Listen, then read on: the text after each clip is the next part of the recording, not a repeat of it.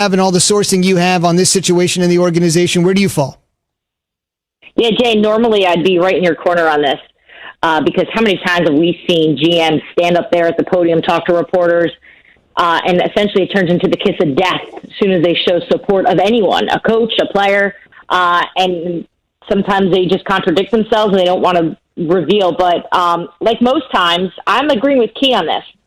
The Jets are all in on Sam Darnold. I've never had a conversation with anyone in the front office or even on this coaching staff, which, we can obviously have that conversation of whether or not they'll even be there next year. But the sense has always been that Sam's the guy. They're going to move forward with Sam Darnold. I feel very comfortable saying that.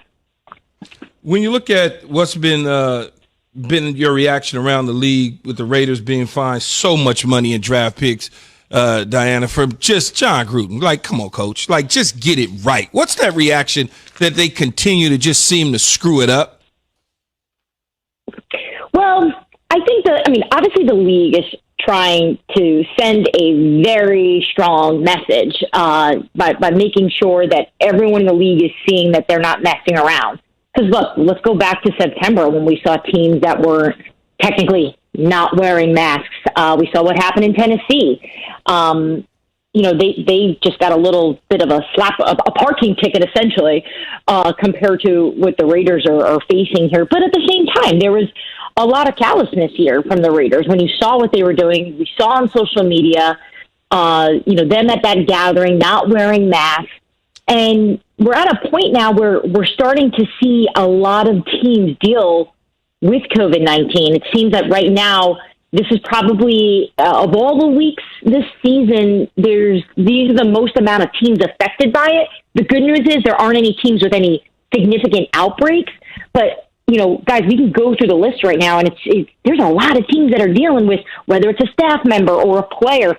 And I really think this was the league going, all right, we need to tighten this up and make sure this does not become a problem. Because so far, Roger Goodell is getting a lot of praise for how far they've come along this season without any significant interruption. I know when I talk to you guys in the summer, I think I even said to you on your show, there's no way the season was going to go all the way. Because I think at the time, it just didn't seem like it would make sense. And look at us now. It's week 9, and it's going smoothly. So this is a message more than anything. And I think John Gruden will clean it up. No question about it. Multiple facilities were closed this very week, yet the games go on unimpeded. Just to bolster Key's point, for those that haven't been following, because every team's been affected differently, the NFL had fined the Raiders $500,000. Head coach John Gruden $150,000 for not wearing that mask on national television. And most importantly, this might actually gain the attention of a lot of people around the league. A 2021 6th-round pick was taken away from the Raiders. That, according to Yahoo Sports, fellas. Mm-hmm. Diana, let's go to the Chicago Bears for a second. What do you think about their confidence level in Nick Foles?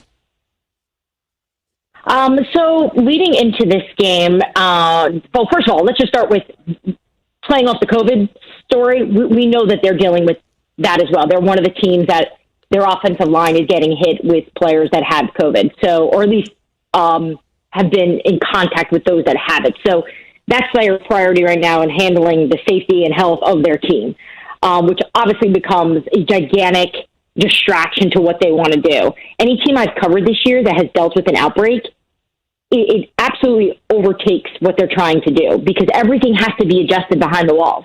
Everything becomes virtual. They're not able to be out of practice, and it really changes the way the week is supposed to go. So that's the first element to this.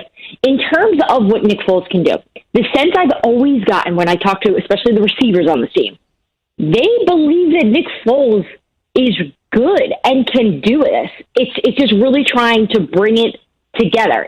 Look, I'm not going to ever get a receiver to go on the record with me and say Nick Foles is trash. It's just not going to happen.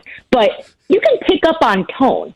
You can pick up on when they're talking about the game plan and frustrations, and it just seems that the frustration lies a little bit more on the play calling than it does their actual quarterback. And maybe that's something that they can clean up this week, but we've seen this all season long, and we've seen the relationship on TV, just the verbal cues and the physical relationship that you kind of see between Matt Nagy and Nick Foles. They don't seem to be grooving as much as they need to be for the head coach / offensive coordinator with the quarterback. Diana, I could think of one wide receiver that would tell you a quarterback is trash. He's sitting right next to me right now. Man, stop, man. I'm not that bad. I'm not that Key, bad. Have you ever done that? Have you ever gone public and said, like, your quarterback is really bad? I didn't need to go public. Y'all knew. When y'all covered me, you knew what I was dealing with half the time. Diana Rossini, ESPN NFL reporter, covering the Bears-Titans game for us at ESPN. Diana, when you look at the Bears, for instance, how do they feel about their chances of either winning the division or just making a wild card berth? Guys, we can sit here all day long and talk about how bad Nick Foles has been and how their offense is abysmal at times. But this is a team with a really strong defense. Talking to Tennessee this past week, preparing for this Sunday game, I mean, I can't hear enough about Khalil Mack. I can't hear enough about their secondary. So in terms of going into this game and their confidence in beating Tennessee, on the Chicago side of it, I mean, they definitely think Tennessee is raw at this moment, and they can. This is not the same Tennessee team we saw at the beginning of the season. They have a lot of holes. We know how bad the Titans' defense has been, specifically on third down. And look, this past week they cut Vic Beasley. To me, that sent a really strong message. Vic Beasley was a really good player a few years ago. They spent a lot of money on him in free agency, and they just cut him. That tells you that he wasn't doing much. We all saw that on television. But also, I think that was more of a setting a message to everybody that it doesn't matter how much we paid for a guy. If you're not going to play hard and you're not going to sort of buy into what the Titans like to do, you're not going to survive there. And maybe that can be something that gives them a kick headed into this game. But for the Bears, they're competing in this. I think we look at them as if they're out more than they do, which obviously they don't. And players like Allen Robinson, Khalil Mack, you have really talented players that if they can get this right, they still have a shot. That they do. Diana, safe travels this weekend. Kind of a litmus test game for both. We'll see you on Sunday. NFL Countdown. Thanks very much.